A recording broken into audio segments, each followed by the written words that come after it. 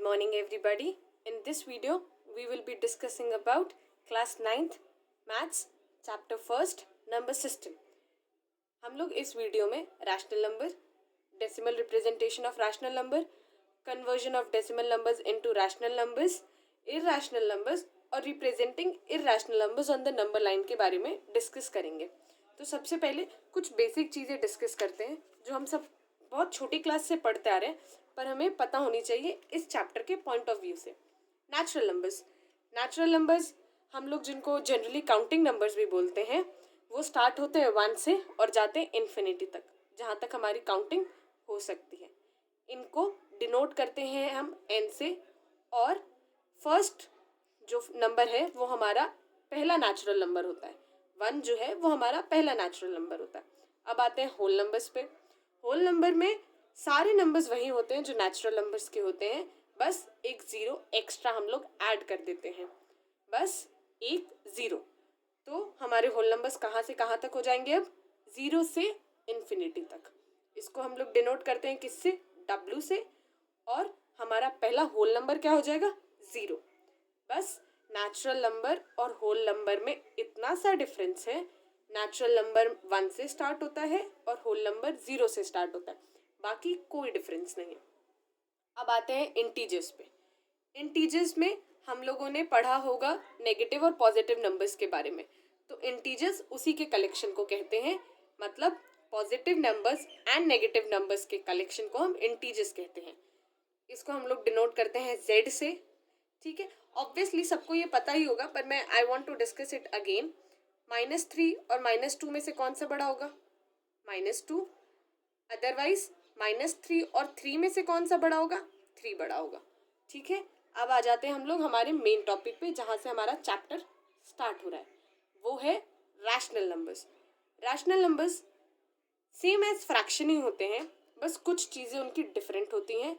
और इनको पहली बात तो Q से डिनोट किया जाता है, and it is defined as P/Q numbers where Q not equals to 0 and P and Q belongs to Z. जहाँ P और Q एक इंटीजर्स है, जस्ट सेड अबव, Z में इंक्लूड हो रहे हैं, और Q जो होगा हमारा नॉट इक्वल्स टू 0 होना चाहिए. जैसे -1/3, -2/3, 3/4 एक्सेट्रा. सपोज आप लोगों के मन में आ रहा होगा कि क्या 2 रैशनल नंबर है? Yes, 2 is also a rational number, because हम 2 में क्या है, 2 को एज एन फ्रैक्शन लिख सकते हैं, जिसके नीचे कुछ नहीं होता, जिसके डिनोमिनेटर में कुछ नहीं होता. हम लोग उसमें क्या लिख सकते हैं? उसको अपॉन में 1 लिख सकते हैं. तो 2 is also a rational number. Rational numbers की 2 इंपॉर्टेंट चीज़ें जो हमें हमेशा याद रखनी है, वो पहला इट इज़ टर्मिनेटिंग, दूसरा नॉन टर्मिनेटिंग बट रिपीटिंग. अगर वो टर्मिनेटिंग नहीं है तो वो रिपीटिंग ज़रूर होना चाहिए, तब जाके वो रैशनल नंबर होता है. जैसे नॉन टर्मिनेटिंग का एग्जाम्पल आप लोग ले लेते हैं. 20/5 अगर एक रैशनल नंबर है, 20/5 अगर एक रैशनल नंबर है, तो जब हम इसे डिवाइड करेंगे, 5 4 20, कैंसिल. एक पॉइंट के बाद इसका हम लोगों को आंसर मिल गया, मतलब टर्मिनेटिंग. बट अगर हम वही एग्जाम्पल लें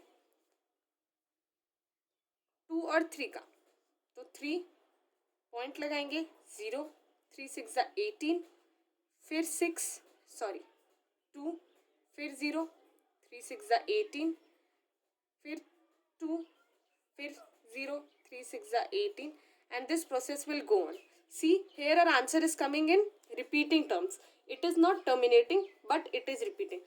So, it will be included in our rational numbers. तो अगर रैशनल नंबर में हम नेचुरल नंबर को भी इंक्लूड कर सकते हैं, होल नंबर्स को भी इंक्लूड कर सकते हैं, और इंटीजर्स को भी इंक्लूड कर सकते हैं. सो हम लोगों ने अभी natural number, whole number, integers और रैशनल नंबर पढ़ा. ठीक है, अब हम लोग आगे बढ़ते हैं और सीखते हैं कि इन नंबर्स को हम लोग नंबर लाइन पे कैसे रिप्रेजेंट करेंगे. तो एक एग्जांपल के थ्रू मैं आप लोगों को समझाने की कोशिश करूँगी. हमें करना है, हमारा क्वेश्चन है represent 5/3 and -5/3 on the number line. ठीक है, in order to represent 5/3 and -5/3 on the number line, we first draw a number line and mark a point O on it representing 0. We have marked a point O which is representing 0. Now we will find the points P and Q on the number line. P and Q on the number line representing the positive integers 5 and minus 5 respectively. 5 and minus 5 respectively. Now divide the line segment OP into 3 equal parts. Let A and B be the points of division so that OA is equals to AB is equals to BP. OA, B and P. By construction, OA is the 1/3 of OP. Therefore, A represents rational number 5/3. Similarly, C represents -5/3. आप लोग सोच रहे होंगे हमने ऐसा क्या किया. मैं आप लोगों को फिर से एक बार समझाने की कोशिश करती हूँ. हमने एक नंबर लाइन लिया. हम लोगों का न्यूमरेटर में 5 और -5 है, तो हमने अपने नंबर लाइन को 5 और -5 में डिवाइड कर लिया और बीच में 0 पॉइंट तो हम लोग लेते हैं नंबर लाइन में. फिर हमारा डिनोमिनेटर क्या है 3, तो हम लोग इसको 3 इक्वल पार्ट्स में डिवाइड करेंगे. 1, 2 and 3 will be this part only. फिर जैसे आप लोग देख रहे हैं हमें रिप्रेजेंट करना है 5/3, तो हम लोग इसको इस तरीके से भी तो लिख सकते हैं 5 into 1/3 मतलब फिफ्थ का 1/3 पोर्शन. फिफ्थ का 1/3 पोर्शन, तो ये फिफ्थ है, इसका 1/3 पोर्शन यही होगा, तो हम लोग इसी को रिप्रेजेंट करेंगे 5/3. सिमिलरली -5/3 क्या हो जाएगा, -5 का 1/3 पोर्शन, तो ये आ गया -5 का 1/3 पोर्शन. सिमिलरली जैसे एक क्वेश्चन और आप लोग देखिए, represent 8/5 and -8/5 on the number line. तो हमारा न्यूमरेटर क्या है 8 और -8, तो हम अपनी लाइन को -8 एंड 8 में डिवाइड करेंगे. बीच में वो 0. फिर नीचे क्या है 5, तो हम लोग इसको 5 इक्वल पार्ट्स में डिवाइड करेंगे. 1, 2, 3, 4. Fifth will be this part. Again 1, 2, 3, 4. Fifth will be this part. हमें क्या रिप्रेजेंट करना है, मैंने अभी आप लोगों को बताया. 8/5 को हम लोग लिख सकते हैं 8 into 1/5. This will represent 8/5 and similarly in the similar manner this will represent -8/5. Okay, बस हमें ये ध्यान रखना है जो न्यूमरेटर है उसमें हमें अपनी लाइन को डिवाइड करना है और जो डिनोमिनेटर है उतने हिस्सों में डिवाइड करना है और फिर हमें अपना मार्क करना है. Okay, so let's move on. Now we will study decimal representation of rational numbers. ये तो आप लोग सब छोटी क्लास से ही पढ़ते आ रहे हैं. सिंपल डिवीजन है और कुछ खास नहीं. तो जैसे 7/8 को डेसिमल फॉर्म में लिखना है लॉन्ग डिवीजन मेथड से, I have simply divided it. जो डिनोमिनेटर होता है वो बाहर आता है, जो न्यूमरेटर होता है वो अंदर आता है. Now this it is a simple division. Okay, find the decimal representation of 8/3. 3 8 एक बार डिवाइड हुआ. देन फॉर टर्मिनेशन प्रोसेस मेरा आंसर अभी कंटिन्यू करने के लिए मैंने पॉइंट लगाया. पॉइंट के बाद हम लोग कितने भी जीरोस ले सकते हैं यहाँ पे और यहाँ पे भी ले सकते हैं. तो यहाँ पॉइंट लगाया. Now 3 6 18. Again remainder will be 2. Then I will carry this 0 here. Then 6 18. This process will go on. So our answer will be like 2.666 in continuity. So if our answer is coming in this terms like continuity which we studied earlier, that is in repeating form. तो जब ये repeating form में आने लगता है तो हम लोग जो नंबर हमारा रिपीट हो रहा है हम लोग उस पर बार लगा देते हैं लाइक 2.6 बार. अगर यही आंसर सपोज अगर ये आंसर होता 3.25 25 25 डॉट डॉट डॉट, तो हमारे दो नंबर रिपीट हो रहे हैं 25 25. तो हम लोग कितने पे बार लगाते हैं, दोनों नंबर पे, सिर्फ एक पे नहीं, क्योंकि रिपीटिंग पोर्शन कौन सा है 25. ओके, अब हम लोग आगे बढ़ते हैं और अब हम लोग सीखेंगे कि एक रैशनल नंबर दो रैशनल नंबर के बीच में जब हमें एक और रैशनल नंबर फाइंड करने के लिए बोलेगा तो हम लोग उसको कैसे फाइंड करेंगे. इसके लिए एक छोटा सा फॉर्मूला है. 2 रैशनल नंबर्स, अगर हमें 2 रैशनल नंबर्स दिए गए x and y such that y हमेशा x से बड़ा होना चाहिए, तब हम लोग फॉर्मूला लगाते हैं x + y/2.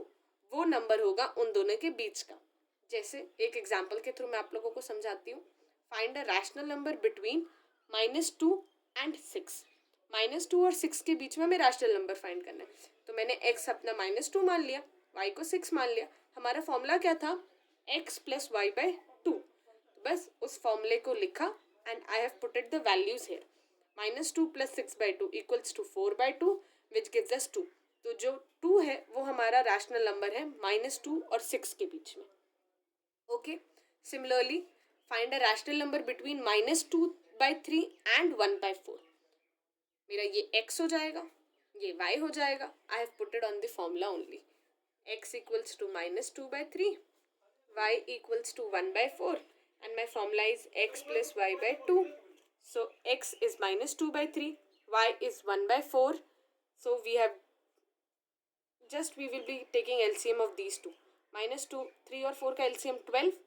तो जब हमें इसे करना होगा -8/3 which will gives us -5/12, and इसके नीचे कुछ नहीं है तो ये वाला यहाँ जाता है which will be resulting in -5/24. ये तो बात हुई जब इसने एक नंबर पूछा. इस तरीके से हम इसे नंबर लाइन पे हम लोग रिप्रेजेंट कर सकते हैं.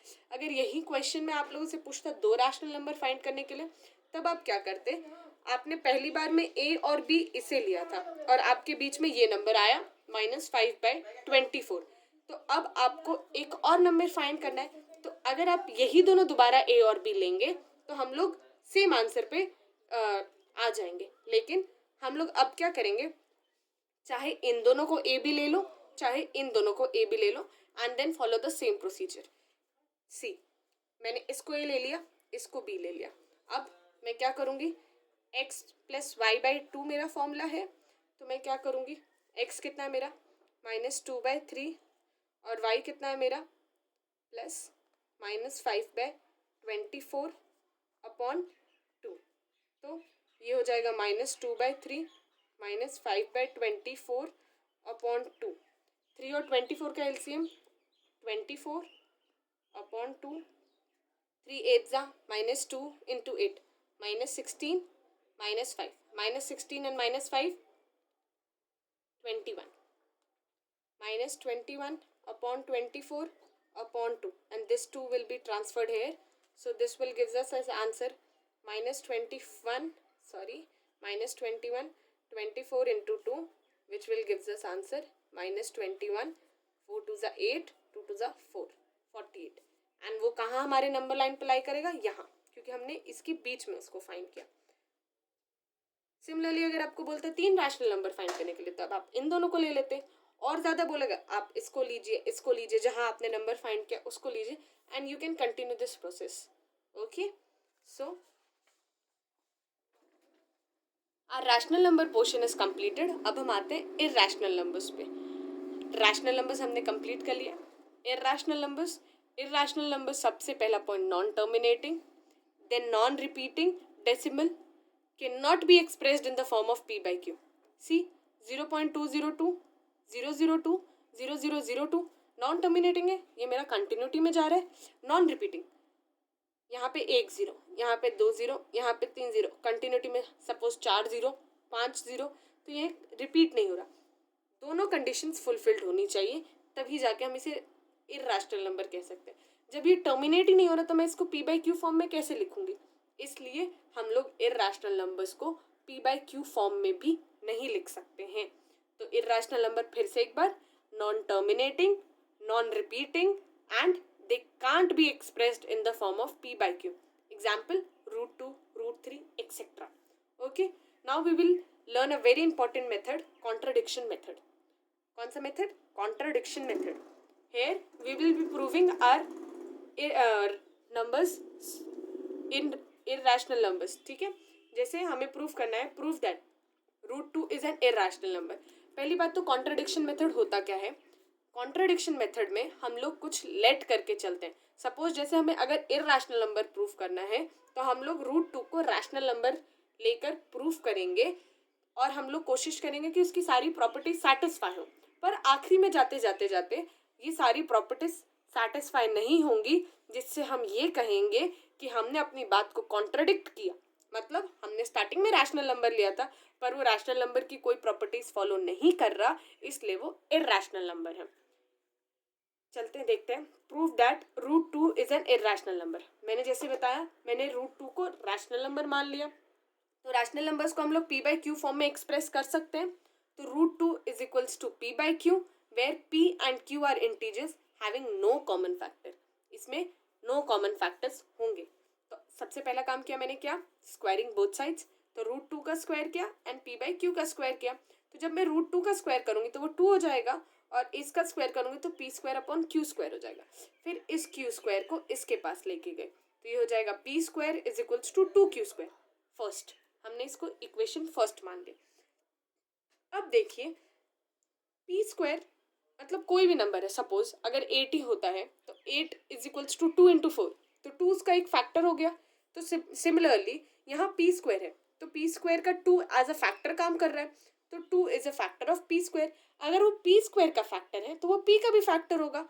जैसे अगर 4 का स्क्वायर मैंने लिया है और 2 उसका फैक्टर है, सपोज 4 का स्क्वायर है 16, तो 16 अगर 2 का फैक्टर है तो 16 4 का भी तो फैक्टर है।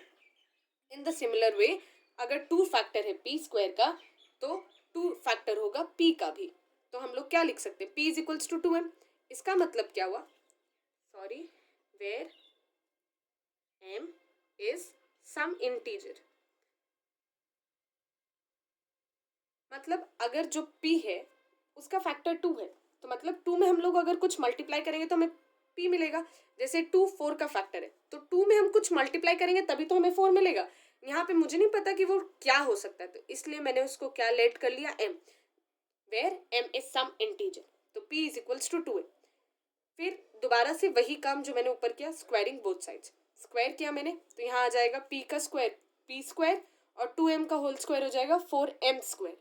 फ्रॉम फर्स्ट मैंने p² की वैल्यू यहाँ से उठाई, यहाँ क्या है p² की वैल्यू 2q², तो यहाँ पे मैंने p² की वैल्यू लिख दी 2q²। 2q² = 4m²। ये 2 से ये 4 कैंसिल हो जाएगा, q² = 2m²। अब यहाँ देखिए सिमिलर मैनर में 2 फैक्टर हो गया q² का भी और 2 फैक्टर हो गया q का भी। हमने स्टार्टिंग में लिखा था कि p एंड q इंटीजर्स है जिनके कोई कॉमन फैक्टर नहीं है, पर हम लोगों ने आखिरी में आते आते क्या दिखा दिया, p एंड q के एक कॉमन फैक्टर है, कौन सा, 2। तो ये तो हमारी बात को कॉन्ट्राडिक्ट कर दिया। अगर ये रैशनल नंबर होता तो इसके कोई भी और कॉमन फैक्टर्स नहीं आते, लेकिन यहाँ पे कॉमन फैक्टर्स आए। तो इसका मतलब क्या हुआ, हमने रैशनल नंबर इसको गलत माना था, ये रैशनल नंबर नहीं है और ये इरैशनल नंबर है। सो both p and q have a common factor 2, but this contradicts the fact that p and q have no common factor. Hence, √2 is an irrational number.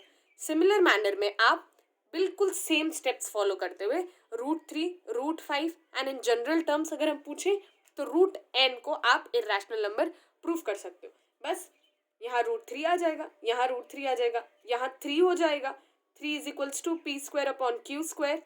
फिर आप 3 को इधर ट्रांसपोज करोगे तो p² = 3q²। 3 is a factor of p², 3 is a factor of p also. फिर p = 3 × m करेंगे आप, फिर उसका स्क्वायर करेंगे and in this manner you will get your result for √3, √5 and √n also.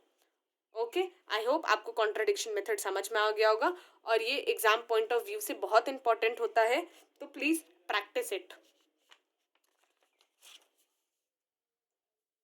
Now we will convert terminating decimals in the form of p/q. Okay. For example, here it is given to us that 0.0026. ठीक है, हमने बचपन से पढ़ते आ रहे हैं, this is a common thing. Like 26 कितने decimal है, 1 2 पॉइंट के बाद कितने नंबर्स है, 1 2 3 4 5, तो 0 कितने हो जाएंगे, 1 2 3 4 5। जब हम इसको सिंपलेस्ट टर्म में कन्वर्ट करेंगे तो 13/5000 आ जाएगा। Second 0.675 in the similar manner, point के बाद कितने डेसिमल्स है, 1 2 3, तो हमने 3 0 लगा दिए and we have converted into simplest form. यहाँ पे भी पॉइंट के बाद कितने नंबर्स हैं, 1 2 3 4, तो 1 2 3 4 and then we have converted into simplest form. अब आते हैं जहाँ हमें रिकरिंग डेसिमल्स के लिए कन्वर्ट करना है, मतलब रिकरिंग मतलब जिस पे ये बार आ रहा है, 0.1 पे बार, 0.35 पे बार, 0.123 पे बार। तो इसका सिंपल प्रोसीजर है, सबसे पहले हम लोग क्या करते हैं, 0.1 बार को x लेट कर लेंगे। तो जब हमने इसको x लेट किया तो x = 0.1 बार, इसका मतलब क्या हुआ, x = 0.111 डॉट डॉट डॉट, मतलब वो कंटिन्यूटी में जा रहा है, इसको हमने फर्स्ट मान लिया। अब आप लोगों को देखना है कि पॉइंट के बाद कितने नंबर हैं जिसपे वो बार लगा है, पॉइंट के बाद कितने नंबर है जिसपे वो बार लगा है। यहाँ कितने नंबर है, वो 1 नंबर, तो हम किससे मल्टीप्लाई करेंगे, 10 से। अगर यहाँ 2 नंबर होते तो हम इस पूरे टर्म को x वाले फर्स्ट इक्वेशन को किससे मल्टीप्लाई करते, 100 से। अगर 3 टर्म्स होते तो 1000 से। सिमिलरली जितने टर्म्स होंगे जिन पे बार लगा है, हम उतने 10 के मल्टीपल से फर्स्ट इक्वेशन जिसको हमने x माना है, हम उसे मल्टीप्लाई करेंगे। तो यहाँ एक टर्म था तो मैंने 10x से मल्टीप्लाई किया। 10x इज इक्वल्स टू, जब हम 10 से मल्टीप्लाई करते हैं तो डेसिमल एक पॉइंट इधर शिफ्ट हो जाता है, तो ये हो गया एक पॉइंट इधर शिफ्ट, 1 पॉइंट, और इधर तो रिपीटिंग टर्म्स ये चाहे एक पॉइंट शिफ्ट हो चाहे 2 पॉइंट, तो 1 तो यहाँ पे कंटिन्यूटी में ही रहेगा, तो 1.111। फिर मैंने सेकेंड से फर्स्ट इक्वेशन माइनस की, तो 10x में से x गया 9, 1.11 में से 0.11 गया तो 1, तो x की मेरी वैल्यू आ गई 1/9। इसको मैंने p/q फॉर्म में कन्वर्ट कर दिया। सिमिलरली एक और एग्जाम्पल देखते हैं 0.35 पे बार। सबसे पहला काम, जैसे मैंने अभी आपको प्रीवियस एग्जाम्पल में बताया कि इसको आप x लेट करेंगे, x लेट कर लिया मैंने, x इज इक्वल्स टू 0.35 बार, मतलब 0.353535 and so on. This is my first equation. Now point के बाद कितने नंबर्स है जिन पे बार है, यहाँ पे 2 हैं, तो हम लोग फर्स्ट इक्वेशन को किससे मल्टीप्लाई करेंगे, 100 से। 100 से किया, जब हमने 100 से मल्टीप्लाई किया फर्स्ट इक्वेशन को, तो पॉइंट कहाँ शिफ्ट हो जाएगा, 2 बार, 1 2, and this will gives us 35.3535 dot dot dot. Second में से फर्स्ट को माइनस किया, 100x x, this will gives us 90x 99x sorry equals to 35। तो x कितना हो गया मेरा, 35/99। सिमिलरली एक और एग्जांपल देखते हैं 0.123 पे बार। 0.123 पे बार, ये थोड़ा सा अलग क्वेश्चन है क्योंकि इसमें ऐसे नंबर्स है जिन पे बार नहीं भी है और ऐसे नंबर्स है जिन पे बार है। तो अब इसको मुझे शिफ्ट करना है। सपोज मैं इसको ऐसे भी तो लिख सकती हूँ 12.3, 12 प्लस 0.3, ऐसे मेरा काम इजी हो जाएगा। अब आप लोगों को इन टाइप के क्वेश्चंस में देखना है कितने पे बार नहीं है। यहाँ कितने पे बार नहीं है, 2 नंबर पे बार नहीं है। तो 2 नंबर पे जब बार नहीं है तो हम लोग इसको किससे मल्टीप्लाई करेंगे, 100 से। 100x इक्वल्स टू 12.3 पे बार। हम लोग ऐसा इसलिए कर रहे हैं कि जो जिन पे बार नहीं है हम उसको डेसिमल के इस साइड शिफ्ट कर सके, और जिस पे बार है हम उसको डेसिमल के राइट साइड रहने दें। तो हम लोगों ने 100 से मल्टीप्लाई किया, 100x इक्वल्स टू 12.3 पे बार। अब हम लोगों को पता है 12.3 पे बार, तो हम लोग इसको ऐसे भी लिख सकते हैं 12 plus 0.3, one and the other thing. हम लोग इसको इस तरीके से भी रिप्रेजेंट कर सकते हैं। हम लोगों ने अभी पढ़ा, देखिए जैसे 0.1 है तो 1/9 आ रहा है, 0.35 है तो 35/99 आ रहा है। वैसे अगर 0.6 होता तो 6/9 आता, 0.67 होता 67 पे बार तो 67/99 आता। सिमिलरली तो यहाँ पे इन लोगों ने एज एन शॉर्टकट मेथड हम लोग यूज़ कर रहे हैं, तो 0.3 बार को मैं डायरेक्टली लिख सकती हूँ 3/9 विदाउट फॉलोइंग एनी प्रोसीजर। फिर उसके बाद मुझे बस LCM लेना है and my answers goes like this, 111/900, 9 into 12 plus 3/9, 12 9s are 108 plus 3/9 which gives us 111/9, and this is 100x is equals to 111/9 and x gives us 111/900. Okay, now another example in the same manner, D 0.00352 पे बार। अब हम लोग यहाँ पे क्या देखेंगे, कितने के बाद डेसिमल नहीं है, यहाँ पे 3 पे डेसिमल नहीं है, तो we have multiplied this like 1000x is equals to 3.52 पे बार, 3.52 पे bar. Now this gives us 3 plus 0.52 पे bar and this will be gives us 52/9900, sorry 52/99। हमने 99 यहाँ मल्टीप्लाई किया 52, and in the similar manner we will get our answer in terms of 349/99,000। Okay, I hope आपको ये सारा clear हो। जितना ज़्यादा आप प्रैक्टिस करेंगे उतना ज़्यादा आप इन टाइप्स के क्वेश्चन कर पाएंगे। अब जैसे हमने रैशनल नंबर्स फाइंड किए थे दो रैशनल नंबर्स के बीच में, वैसे अब हम 2 रैशनल नंबर्स के बीच में एक इरैशनल नंबर फाइंड करेंगे। उसके लिए फॉर्मूला है if a and b are 2 positive rational numbers such that ab is not a perfect square of a rational number। मतलब सपोज 4 नहीं होना चाहिए, वो a into b should not gives us 4, क्योंकि 4 एक perfect square होता है। Then root ab is an irrational number lying between a and b। Root a b क्या होगा, हमारा इरैशनल नंबर होगा ए और बी के बीच में लाई करने वाला। जैसे 2 और 2.5 दिया है हमें, इसके बीच में 2 इरैशनल नंबर फाइंड करने हैं। तो पहला irrational number root a b, formula पे 2 into 2.5 which will gives us √5। Again अब चाहे आप ये और ये ले लें 2 नंबर, चाहे आप ये और ये 2 नंबर ले लें, मैंने 2 और √5 को लिया विच will gives us another number जो हमें चाहिए था। ओके, अगर अब एक और तरीके के क्वेश्चंस आते हैं जो कॉन्ट्राडिक्शन मेथड में आते हैं, like this, √3 minus √2 is N irrational number. तो हम लोग क्या करेंगे, जैसे हम लोग वहाँ करते थे, इसको x ले लिया हम लोगों ने, x is equals to √3 minus √2। इन टाइप्स के क्वेश्चन में हम लोग ये करने की कोशिश करेंगे कि जो हमारा रियल पार्ट है वो एक तरफ शिफ्ट हो जाए और जो हमारा इमेजिनरी पार्ट है वो एक तरफ शिफ्ट हो जाए। इससे हमें ये क्वेश्चन करने में ईजी हो जाएगा और हम लोग प्रूफ कर पाएंगे। सिमिलरली देखिए, जैसे x is equals to √3 minus 2 मैंने कर लिया, वहाँ पे भी हम स्क्वायरिंग बोथ साइड्स करते थे, यहाँ पे भी हम स्क्वायरिंग बोथ साइड्स करेंगे। तो जब मैंने ये स्क्वायर किया तो यहाँ a माइनस बी के होल स्क्वायर का फॉर्मूला लगेगा, a square plus B square minus 2ab। तो √3 इंटू √2 विल गिव्स अस √6। तो x square is equals to 5 minus 2 √6। जैसे अभी मैंने स्टार्टिंग में आपको बताया क्वेश्चन करने से पहले कि हमें रियल पार्ट को एक तरफ और इमेजिनरी पार्ट को एक तरफ, मतलब जो इर्रेशनल नंबर्स हैं उनको एक तरफ, रूट वाले जो नंबर हैं उनको एक तरफ, और जो बिना रूट वाले नंबर हैं उनको एक तरफ। तो ये क्या हो जाएगा, x square is equals to 5 minus 2 √6, x square minus 5 is equals to minus 2 √6। Minus हटाने के लिए मैंने यहाँ से माइनस कॉमन लिया and then I have solved it. तो ये क्या हो जाएगा, और 2 इधर आ गया, 5 minus x square upon 2 is equals to √6। अब हम जानते हैं कि हमने स्टार्टिंग में एक्स को रैशनल नंबर माना था, इससे क्या पता चला हमारा कि एक्स स्क्वायर भी एक रैशनल नंबर होगा। तो ये हमारा पूरा टर्म रैशनल हो गया, पर और इससे क्या होगा, जब ये पूरा टर्म रैशनल हो गया तो ये किसके बराबर है, √6 के, तो ये भी रैशनल हो गया। पर हमें पता है कि √6 एक इर्रेशनल नंबर है। तो हम लोग इस कॉन्ट्राडिक्शन पे आते हैं कि जो हमने ऊपर स्टार्टिंग में यहाँ माना था कि वो एक रैशनल नंबर के बराबर है, वो गलत है। Hence this term is an irrational number. Okay, for your convenience I am solving one example again. जैसे मैंने बताया, हम लोगों को रूट को एक तरफ रखना है एंड उसको एक तरफ रखना है। एक्स लिया मैंने इसको, √2 माइनस 2 का whole square, then again if I will x, let it be x. जब मैं इसको सॉल्व करूंगी तो ये क्या हो जाएगा, √2 का स्क्वायर प्लस 2 का स्क्वायर माइनस 2 इंटू 2 इंटू √2, ए माइनस बी के होल स्क्वायर पे मैंने इसे एक्सपैंड कर दिया। तो ये क्या हो जाएगा, एक्स इज इक्वल्स टू √2 का whole square is 2 plus 4 minus 4 √2। ये क्या हो जाएगा, x is equals to 4 plus 2 6 minus 4 √2। Okay, मैंने क्या बोला, जो रूट वाले हैं वो एक तरफ, जो बिना रूट वाले एक तरफ। तो ये इस साइड ट्रांसफर होगा, इज इक्वल्स टू माइनस 4 √2।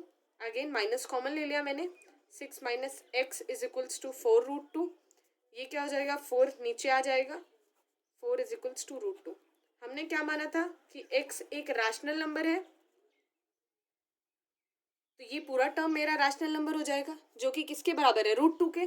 तो √2 भी एक रैशनल नंबर हो जाना चाहिए, पर हमें पता है √2 एक रैशनल नंबर नहीं है, जो हमारा फैक्ट को कॉन्ट्रडिक्ट करता है, जिससे हमने प्रूव कर दिया कि √2 माइनस 2 का whole square is also an irrational number. बस इन टाइप के क्वेश्चंस में आपको यही चीज़ ध्यान रखनी है, आप x लेट करके चलें एंड जितने बिना रूट वाले नंबर हैं उनको x के साथ ट्रांसफर करें, और जो रूट वाले नंबर्स हैं उनको एक तरफ रखें, ताकि आप लास्ट में ये बता सकें कि वो रूट वाले नंबर्स हमें पता है इर्रेशनल होते हैं, तो ये हमारा फैक्ट कॉन्ट्रडिक्ट कर रहे हैं। Okay, now moving to a last slide और पेज यू कैन से, जहाँ पे हम लोग बस इर्रेशनल नंबर्स को नंबर लाइन पे रिप्रेजेंट करना सीखेंगे। √2, √3 एंड √9.3 को हम लोग इर्रेशनल नंबर्स को, मतलब I will give you only 3 examples, you can practice more than this examples. तो हम लोग इनको नंबर लाइन पे रिप्रेजेंट करना सीखेंगे। सबने बेसिक सबको पता होगा, H square is equals to P square plus B square. In this formula ही मैं ये सारा क्वेश्चन आपको सॉल्व करने की कोशिश करूंगी। सी, अगर हमें √2 चाहिए तो सबसे पहले हमें ऐसे 2 नंबर सोचने पड़ेंगे जिनका स्क्वायर हमें √2 दे। तो suppose 1 square plus 1 square is equals to 2, और ये h का स्क्वायर इधर शिफ्ट हो जाएगा तो √2। तो √2 बनाने के लिए मुझे ऐसे कौन से 2 नंबर मिल गए, 1 और 1। हमने क्या किया, √2 बनाने के लिए 2 नंबर सोचे। अब हम क्या करेंगे, इसको हम लोगों को बस अब कंपास और स्केल और पेंसिल के हेल्प से हम इसको ड्रॉ करना है। हमने एक लाइन खींची दिस मच, मैंने करेक्ट डेमोन्स्ट्रेशन नहीं लिया स्केल्स का, आप लोग लेना। यहाँ पे मैं बस आपको एक्सप्लेन करने के लिए, बिगर व्यू दिखाने के लिए मैंने आपको ऐसे ड्रॉ किया। आपने एक लाइन ली ओ, जिस पे आपने एक पॉइंट रखा यहाँ पे, यहाँ से आप अपने स्केल के लिए यहाँ तक 1 सेंटीमीटर मेजर करेंगे and you will mark a point here which will be named as A. Similarly आप यहाँ से एक पॉइंट बी मेजर करेंगे जो यहाँ 1 होगा. इन दोनों को आप मार्क कर देंगे 1 एंड सॉरी यहाँ से यहाँ 1 आपने मार्क किया. अब A B will be taken as 1. आप यहाँ से फिर एक मार्क लगाएंगे यहाँ पे कंपास से जो 1 सेंटीमीटर के हिसाब से होगा. अब 0 और बी पॉइंट को आप मिला देंगे जो आपका √2 के बराबर हो जाएगा. ठीक है. अब आप क्या करेंगे, जब आपका √2 यहाँ पे बन गया तो आप कंपास लेंगे और उस कंपास को विद द सेम रेडियस जो आपने 1 सेंटीमीटर और 1 सेंटीमीटर का लिया है आप उसको यहाँ पे वो एक वाली लाइन पे ड्रैग कर देंगे. तो जब आप ड्रैग कर देंगे तो वो आपको A1 पॉइंट पे जब गिरेगा तो ये आपका √2 रिप्रेजेंट करेगा. 0 से A1 आपका √2 रिप्रेजेंट करेगा. OB is also representing √2 and OA1 is also representing √2. फिर से एक बार समझाती हूँ. एक लाइन लेंगे हम लोग, उस लाइन पे हम लोग 1 सेंटीमीटर मार्क मारेंगे जिसको मैंने ए नाम रख दिया. फिर ए से हम लोग एक और 1 सेंटीमीटर ऊपर जाएंगे जो मैंने बी रख दिया. फिर हम लोग इसको ओ बी को ज्वाइन कर देंगे तो ये ओ बी मेरा √2 रिप्रेजेंट करेगा. जब मैंने ओ बी को ज्वाइन कर दिया तो मैं यहाँ से इसी पॉइंट से मैं अपना कंपास नीचे की तरफ लेके आऊँगी with the same radius as 1 centimetre जो मेरा A1 पे जाएगा जिसको मैं √2 बोलूँगी.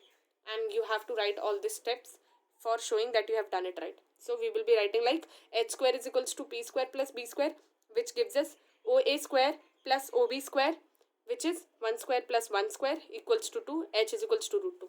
OB equals to OA1 equals to √2. Thus A1 represents √2 on the number line. ये तो नंबर लाइन पे है नहीं तो this will not included on the number line. This point is on the number line तो ये हमारा नंबर लाइन पे √2 को रिप्रेजेंट कर रहा है. सिमिलरली √3 अब समझते हैं. √3 के लिए ऐसे दो नंबर सोचेंगे. अगर आप 2 और 1 सोच रहे हैं तो 2 का स्क्वायर हो जाएगा 4 और 1 हो जाएगा +1 विल बी गिव्स अस 5. तो हम लोग वो नंबर नहीं ले सकते. 1 और वो 1 से √2 मिल रहा है तो हम लोग लेंगे √2 + 1. √2 will gives us 2 + 1 equals to 3. तो OB1 इज इक्वल्स टू √3. ध्यान रखिएगा कभी भी आप बेस जो हमारा है आप लोग उसमें रूट वाले नंबर्स नहीं ले सकते. जो भी आपका बेस है आप कभी भी उस पर रूट वाले नंबर्स नहीं ले सकते क्योंकि हम लोगों के स्केल पे कभी भी इर्रेशनल नंबर्स आपने आज तक ड्रॉ नहीं किए होंगे. तो you will be not taking root वाले नंबर्स हेयर. ठीक है. हमेशा रूट वाले नंबर्स आपके इधर आने चाहिए. ओके. ठीक है. अब देखिए इसके लिए सबसे पहले मैंने √2 फिर से ड्रॉ किया. √2 ड्रॉ किया. √2 मेरा A1 पे आ गया. फिर मैंने क्या किया +1 करना था तो मैंने 1 सेंटीमीटर ऊपर गई एट पॉइंट B1. OB1 को फिर से ज्वाइन किया. ये मेरा √3 बन गया. फिर मैंने वही काम किया. √3 से मैंने नीचे जो 1 सेंटीमीटर का मैंने रेडियस लिया था कंपास खोला था उससे मैंने यहाँ पे एक आर्क ड्रॉ कर दी जो कि A2 पे आ गया. A2 पे आ गया. अब ये A2 is representing my OB1 √3. Okay. This A2 is representing my √3. अब कुछ क्वेश्चंस होते हैं पॉइंट के लिए जैसे √9.3. √9.3 इसको ड्रॉ करने के लिए सिंपल स्टेप्स हैं. क्या है वो स्टेप्स? सबसे पहले आप AB एक लाइन मेजर करेंगे जो कि जितना आपको रूट में दिया है 9.3 उसके बराबर है. तो ये भी मेरे किसके बराबर होगी 9.3 सेंटीमीटर या जिस यूनिट में दिया हो उसके बराबर होगी.